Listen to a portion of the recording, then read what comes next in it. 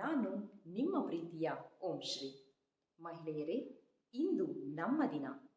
ನಿಮ್ಮ ಬದುಕಿನ ಕನಸುಗಳೆಲ್ಲ ಸಾಕಾರಗೊಳ್ಳಲಿ. ನಿಮ್ಮ ಜೀವನದಲ್ಲಿ ಸಂಭ್ರಮ ಮನೆ ಮಾಡಲಿ. ನನ್ನ ಪ್ರೀತಿಯ ಎಲ್ಲ ಮಹಿಳೆಯರಿಗೂ ಅಂತಾರಾಷ್ಟ್ರೀಯ ಮಹಿಳಾ ದಿನಾಚರಣೆಯ ಶುಭಾಶಯಗಳು. 8ರಂದು ವಿಶ್ವ ಮಹಿಳಾ ದಿನಾಚರಣೆಯನ್ನು ವಿಶ್ವದೆಲ್ಲೆಡೆ ಆಚರಿಸಲಾಗುತ್ತದೆ. ಮಹಿಳೆ ಎಂದರೆ ಕೀಳಾಗಿ ನೋಡುವ ಪ್ರವೃತ್ತಿ ಇಂದು ಕಡಿಮೆಯಾಗುತ್ತಿದೆ. ಮಹಿಳೆಯರಿಗೆ ರಾಜಕೀಯ, ಉದ್ಯೋಗ ಸಹಿತ ವಿವಿಧ ಕ್ಷೇತ್ರಗಳಲ್ಲಿ ಸಮಾನ ಅವಕಾಶ ಕಲ್ಪಿಸಿ ಅವರಿಗೂ ಗೌರವದ ಬದುಕನ್ನು ನಡೆಸುವ ಅವಕಾಶ ಕಲ್ಪಿಸಲಾಗುತ್ತದೆ. 1908ರಲ್ಲಿ ಅಮೆರಿಕದಲ್ಲಿ ಕಾರ್ಮಿಕ ಚಳುವಳಿ ನಡೆದಿತ್ತು. ಇದರಲ್ಲಿ ಹೆಚ್ಚಿನ ಸಂಖ್ಯೆಯಲ್ಲಿ ದುಡಿಯುವ ಮಹಿಳೆಯರು ಪಾಲ್ಗೊಂಡಿದ್ದರು. ಸುಮಾರು 15,000 ಮಹಿಳೆಯರು ನ್ಯೂಯಾರ್ಕ್ ಬೀದಿಗಳಲ್ಲಿ ಮೆರವಣಿಗೆ ನಡೆಸಿದರು ಮತ್ತು ತಮ್ಮ ಹಕ್ಕುಗಳಿಗಾಗಿ ಧ್ವನಿ ಎತ್ತಿದರು. ತಮ್ಮ ಕೆಲಸದ ಅವಧಿಯನ್ನು ಕಡಿಮೆ ಮಾಡಬೇಕು ಮತ್ತು ವೇತನ ಶ್ರೇಣಿಯನ್ನು ಹೆಚ್ಚಿಸಬೇಕು ಎಂದು ಕಾರ್ಮಿಕ ಮಹಿಳೆಯರು ಒತ್ತಾಯಿಸಿದ್ದರು. ಮಹಿಳೆಯರಿಗೂ ಮತದಾನದ ಹಕ್ಕನ್ನು ನೀಡಬೇಕೆಂದು ಬೇಡಿಕೆ ಇಟ್ಟಿದ್ದರು. ಮಹಿಳೆಯರ ಧ್ವನಿ ಅಂದಿನ ಸರ್ಕಾರದ ಕಿವಿಗೆ ಬಿದ್ದಿತು. ನಂತರ 1909ರಲ್ಲಿ ಚಳುವಳಿಯ 1 ವರ್ಷದ ನಂತರ ಅಮೆರಿಕದ ಸಮಾಜವಾದಿ ಪಕ್ಷ ಮಹಿಳಾ ದಿನವನ್ನು ಘೋಷಿಸಿತು.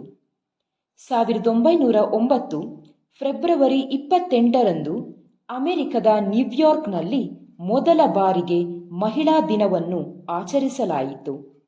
ಅದಾದ ಬಳಿಕ 1977ರಲ್ಲಿ ವಿಶ್ವಸಂಸ್ಥೆ ಮಾರ್ಚ್ 8ನ್ನು ಅಂತಾರಾಷ್ಟ್ರೀಯ ಮಹಿಳಾ ದಿನವನ್ನಾಗಿ ಆಚರಿಸುವಂತೆ ಘೋಷಿಸಿತು. ಆದರೆ ಅಂತಾರಾಷ್ಟ್ರೀಯ ಮಹಿಳಾ ದಿನಾಚರಣೆಗೂ ಮೊದಲು ನಮ್ಮ ದೇಶದಲ್ಲಿ ಫೆಬ್ರವರಿ 13ನ್ನು ರಾಷ್ಟ್ರೀಯ ಮಹಿಳಾ ದಿನವನ್ನಾಗಿ ಆಚರಿಸಲಾಗುತ್ತದೆ. ಭಾರತದ ಪ್ರಥಮ ಮಹಿಳಾ ರಾಜ್ಯಪಾಲೆ ಸರೋಜಿನಿ ನಾಯ್ಡು ಅವರ ಜನ್ಮದಿನವಾಗಿರುವ ಫೆಬ್ರವರಿ 13ನ್ನು ದೇಶದಲ್ಲಿ ಮಹಿಳೆಯರ ಅಭಿವೃದ್ಧಿಗೆ ನೀಡಿದ ಮಹತ್ವದ ಕೊಡುಗೆಗಳನ್ನು ಪರಿಗಣಿಸಿ ರಾಷ್ಟ್ರೀಯ ಮಹಿಳೆಯರ ದಿನವನ್ನಾಗಿ ಆಚರಿಸಲಾಗುತ್ತದೆ. ಸಮಾಜದ ಒಂದು ಶಕ್ತಿಶಾಲಿ ಜೀವಿ ಎಂದರೆ ಶಿಕ್ಷಣ ಪಡೆದ ಮಹಿಳೆ ಮತ್ತು ಸಮಾಜದಲ್ಲಿ ಜಾಗೃತಿ ಮೂಡಿಸುವ ಶಕ್ತಿಯನ್ನು ಆಕೆ ಹೊಂದಿದ್ದಾಳೆ. ಮತ್ತೊಂದು ಜೀವಕ್ಕೆ ಉಸಿರು ನೀಡುವ ಶಕ್ತಿ ಇರುವುದು ಮಹಿಳೆಗೆ ಮಾತ್ರ. ಮಹಿಳೆ ಎಂದರೆ ಇನ್ನೊಬ್ಬರ ಹಾದಿಯಲ್ಲಿ ಸಾಗುವ ಬದಲು ತನ್ನದೇ ಆದ ಹೆಜ್ಜೆಯಲ್ಲಿ ನಡೆಯುವವಳು. ತಾಯಿ, ಹೆಂಡತಿ, ಮಗಳು ಬದುಕಿನ 3 ರತ್ನಗಳು.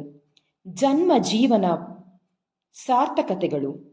ಇವರಿಲ್ಲದೆ ಪರಿಪೂರ್ಣವಾಗದು ಬದುಕಿನ ಪುಟಗಳು.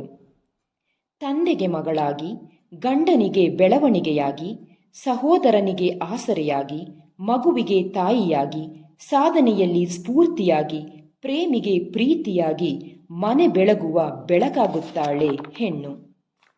ಒಂದು ಹೆಣ್ಣಿಗೆ ನೀಡುವ ಉಡುಗೊರೆಗಳಲ್ಲಿ ಅತಿ ಶ್ರೇಷ್ಠವಾದುದು ಎಂದರೆ ಅದು ಅವರಿಗೆ ನೀಡುವ ಗೌರವ.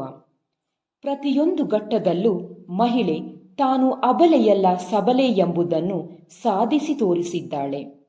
ಎಂತಹ ಕೆಲಸವನ್ನೇ ಆಗಲಿ ಸಮರ್ಪಕವಾಗಿ ನಿಭಾಯಿಸುವ ಶಕ್ತಿ ಆಕೆಯದು.